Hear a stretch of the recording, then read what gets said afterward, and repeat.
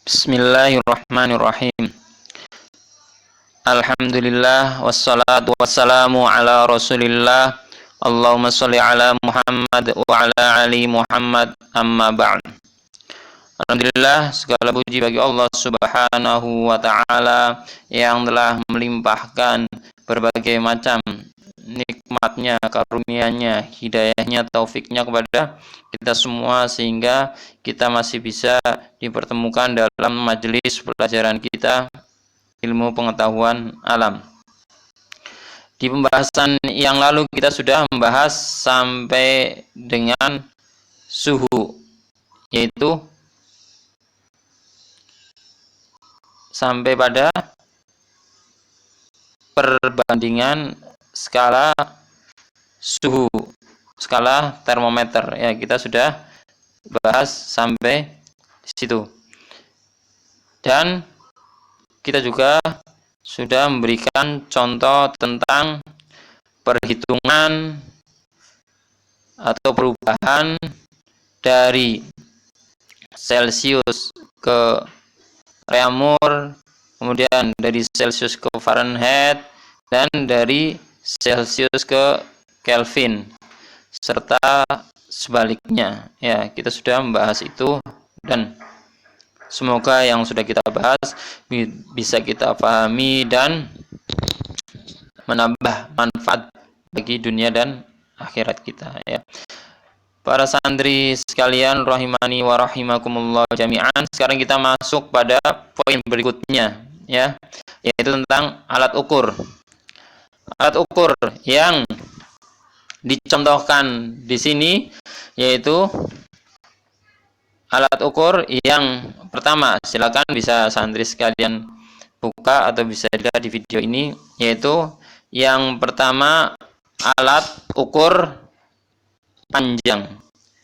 Alat ukur panjang ini sudah sering kita gunakan ya dalam sehari-hari kita, sudah sangat familiar, sangat akrab dengan kita, baik itu menggunakan mistar, baik itu menggunakan penggaris, baik itu menggunakan meteran dan seterusnya. Ini alat ukur, ya. Alat ukur ini memiliki ketelitian sampai dengan ketelitian 1 mm atau 0 sampai 0,01 mm. Itu ketelitian alat ini, ya. Sehingga kalau kita mengukur panjang buku kita atau ketebalan buku kita dengan penggaris biasa, maka kita bisa memperoleh angka mungkin ketebalannya 2 cm sekian mili, ya. Atau ketika kita detail, melihatnya dengan detail, maka misal 2 cm 8,5 mili, bisa seperti itu, ya, detail seperti itu. Itu ketika mengukur panjang. Kemudian alat yang kedua adalah jangka sorong. Yang kedua adalah jangka sorong. Ya, dia memiliki 2 bagian, yaitu seperti yang tertera di gambar. Di sini ada rahang tetap, ya.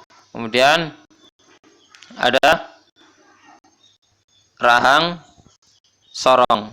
Nah, ini rahang sorong di bagian yang satunya, ya. Ini rahang yang sebelah kiri, ini rahang tetap, termasuk yang bawah, rahang tetap ada atas bawah. Kemudian yang sebelahnya, bagian lainnya, itu adalah rahang sorong. Dia bisa digeser. Ini yang namanya rahang sorong. Dia bisa di bagian bawah juga, ini juga rahang sorong. Itu bisa digerak-gerakan, digeser sesuai dengan benda yang akan diukur, sesuai dengan benda yang akan diukur. Ketelitian alat ini sampai 0,01 mm ya, 0,1 mm ya. Jadi di atasnya mistar. Afan, kalau tadi mistar ketelitiannya sampai 1 mm, kalau di bawahnya itu masih perkiraan, tapi kalau ini bisa detail sampai 0,1 mm ya.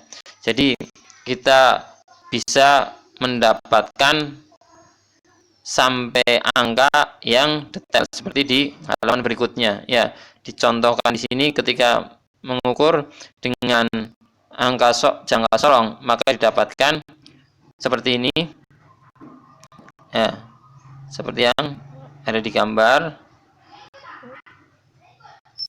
Nah, maka ini cara membacanya adalah 5,74 ya, 5,74. Ketelitiannya bisa sampai 0,74 atau 74 milimeter ya, milimeter, sehingga lebih teliti daripada mistar. Itu yang alat yang kedua untuk masih mengukur tentang panjang. Kemudian alat yang ketiga, ini di antara alat-alat yang disebutkan di buku ini yang paling detail, yang paling teliti ya. Ketelitiannya sampai 0,01 ya. Ketelitian alat ini sampai 0,01 mm. Jadi lebih teliti dari alat yang kedua tadi, mistar dan jangka sorong. Ya, ini lebih teliti. Itu 3 alat untuk mengukur panjang. Kemudian alat untuk mengukur massa atau berat menggunakan yang pertama adalah alat ukur massa atau yang biasa kita kenal dengan neraca sama lengan. Neraca itu yang biasa kita lihat, atau bisa juga dengan timbangan dan yang semisalnya. Detail alat pengukur massa ini bisa dilihat ukurannya di sini. Dia bisa menghitung sampai nilai ini, detailnya bisa sampai ke 47 semisal yang digambarkan di sini 47,52 gram ya. Berarti sampai ke miligram ya, perhitungannya bisa sampai ke miligram. Itu menghitung massa. Yang ketiga, yang terakhir, alat untuk menghitung waktu ya. Alat untuk menghitung waktu, insya Allah kita sudah mafhum semua. Di situ digambarkan di diktat kita, ada stopwatch, ada arloji, jam tangan, dan seterusnya ya. Kemudian ini masuk ke halaman berikutnya tentang besaran turunan. Besaran turunan yang di sini dicontohkan adalah untuk besaran luas, dan yang kedua di sini ada besaran volume ya, besaran luas dan besaran volume. Insya Allah untuk contoh-contohnya besaran luas sudah mafhum, sudah pernah pelajari, tapi untuk lebih memahamkan lagi, kita contohkan atau kita bahas sebagaimana berikut. Untuk melengkapi pemahaman kita, insya Allah kita bawakan beberapa contoh dari perhitungan luas. Setelah tadi satuan luas dan satuan volume diambilkan sebagai contoh untuk besaran turunan ya, besaran turunan. Di sini dicontohkan tentang luas dan volume ya. Untuk yang pertama, luas ya, kita berikan contoh bujur sangkar. Jika ada sebuah bujur sangkar memiliki sisi 6 cm, berarti keempat sisinya sama karena bujur sangkar. Maka rumusnya seperti yang sudah kita bahas tadi, yaitu luas dari bujur sangkar adalah sisi kali sisi atau S kuadrat sama dengan 6 kali 6 sama dengan 6 kuadrat sama dengan 36 ya. Kemudian jangan lupa kita cantumkan satuannya. Ketika di sini satuannya cm, sini cm. Nah, maka ketika 6-nya 2, dia 6 kuadrat. Ketika cm, dia jadi cm kuadrat. Sehingga disebut untuk satuan luas, nah, yaitu turunannya menjadi cm persegi, 36 cm persegi. Untuk contoh yang kedua bisa gambarkan mungkin di sini, yaitu segi panjang dengan 8 dan 7 ya. Maka luasnya seperti yang sudah kita bahas, yaitu panjang kali lebar, di mana panjangnya adalah 8 cm dan lebarnya 7 cm. Maka ketika dikalikan, ini juga dikalikan. 8 kali 7 56. Kemudian cm-nya ngikut menjadi persegi karena ada 2 cm-nya. Ya. Itu contoh yang kedua, penerapan dari luas. Kita tambahkan contoh yang ketiga. Contohnya adalah segitiga dengan segitiga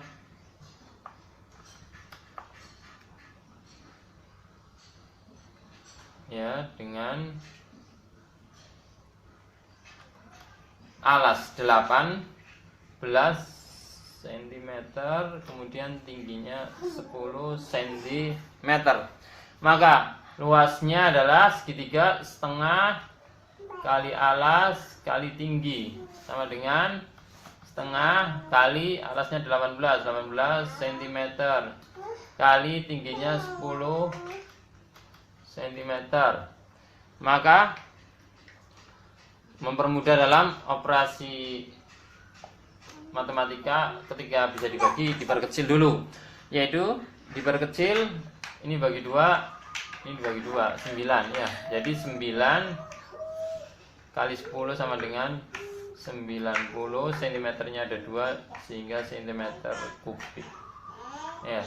Semoga contoh ini bisa dipahami para santri sekalian. Azanillahu wa yakum. Ya. Terakhir, untuk luas kita kasihkan contoh lingkaran. Lingkaran yang memiliki jari-jari 10 cm ya, 10 cm. Maka luas lingkaran adalah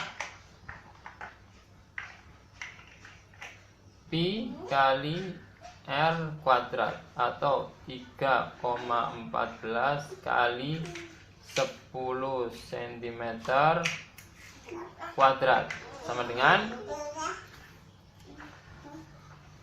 3,14 kali dikuadratkan 10-nya 100, cm-nya dikuadratkan cm kuadrat. Selesai belum?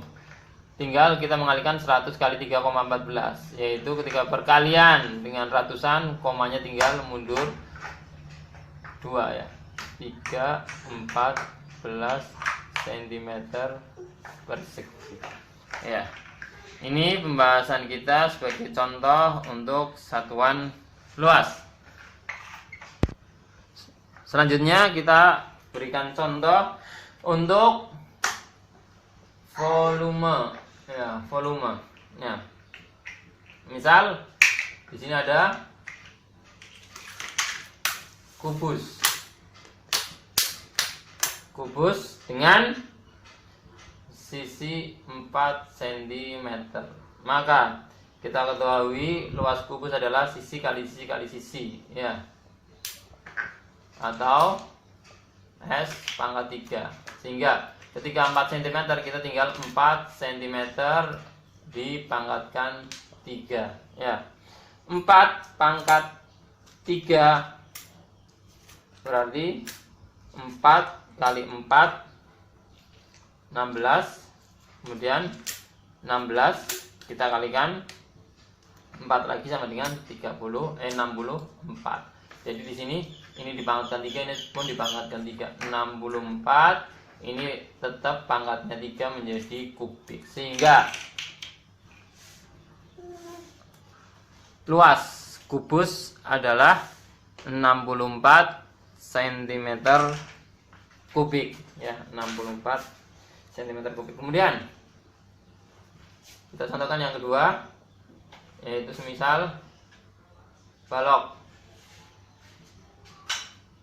Balok memiliki panjang 15, lebar 5, tingginya 4. Maka apa ini, bukan volume ya. Maka volume balok ini adalah panjang kali lebar kali tingginya, atau ketika satuannya cm semua. 15 cm kali 5 cm kali 4 cm. Cm-nya ada 3. Maka nanti di belakang muncul kubiknya, ya. Didahulukan 20 dikalikan 5 kali 4 20, kemudian 20 kali 15 hasilnya 300 cm kubik, ya. 300 cm kubik, ya. Terakhir kita berikan contoh, atau kita cukupkan 2 saja. Kemudian kita tambahkan sedikit tentang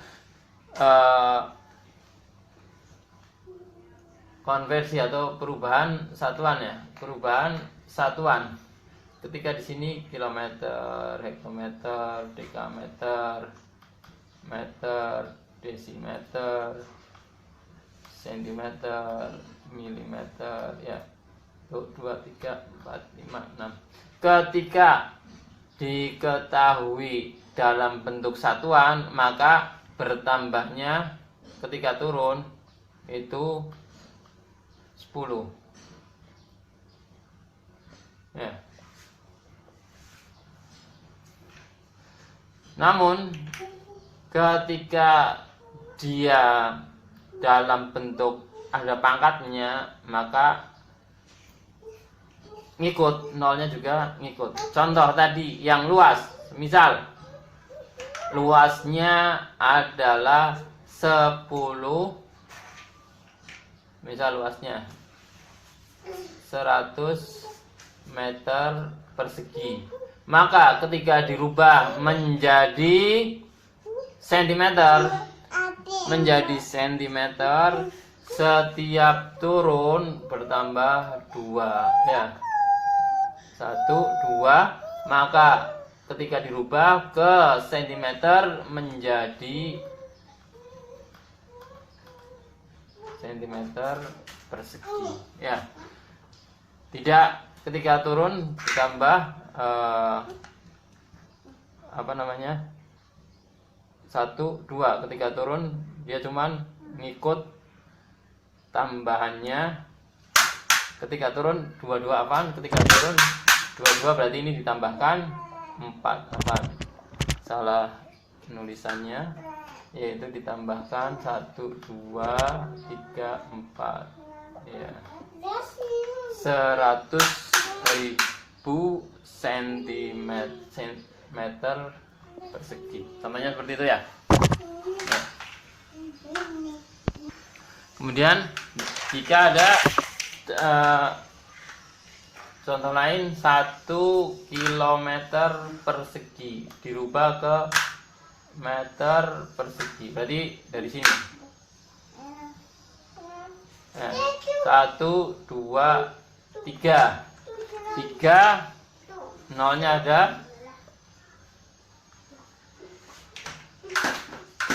1, 2, 3, nolnya ada dia 3 kali 2, nolnya bertambah 6 ya, berarti kita tulis sini 1 kilometer persegi adalah 1 juta meter persegi. Ketika tidak pakai persegi, 1 kilometer itu 1000 meter. Ketika 1 kilometer persegi menjadi 1 juta meter persegi. Itu juga ketika di sini 1 meter kubik mau dirubah ke sentimeter kubik, maka setiap turun dia bertambah nolnya 3 ya, sehingga ketika 1 meter kubik nilainya menjadi 1 juta sentimeter kubik ya. Begitu cara perubahan ketika berbeda atau dalam bentuk turunan ya, dalam bentuk turunan. Insya Allah itu yang bisa kita bahas. Kemudian ada 2 soal, silakan dikerjakan. Soal yang pertama, sebutkan nama alat yang digunakan untuk mengukur panjang dengan ketelitian paling tinggi atau ketelitiannya sampai 0,01 mm ya. Sebutkan nama alat yang digunakan untuk mengukur panjang dengan ketelitian paling tinggi, yaitu sampai 0,01 mm. Soal yang kedua, hitunglah volume bola yang memiliki jari-jari 3 cm. Saya ulangi, hitunglah volume bola yang memiliki jari-jari 3 cm ya. Silakan dikerjakan, caranya bisa dikirim ke saya caranya, kemudian hasil akhirnya bisa dituliskan di aplikasi ya. Semoga yang kita bahas kali ini memberikan faedah dan guna bagi kita, bagi dunia kita dan akhirat kita. Wallahu a'lam bishawab. Wassallallahu ala nabiyyina Muhammadin wa ala alihi washabihi wasallam. Subhanakallahumma wa bihamdika asyhadu an la ilaha illa anta astaghfiruka wa atubu ilaik. Assalamualaikum warahmatullahi wabarakatuh.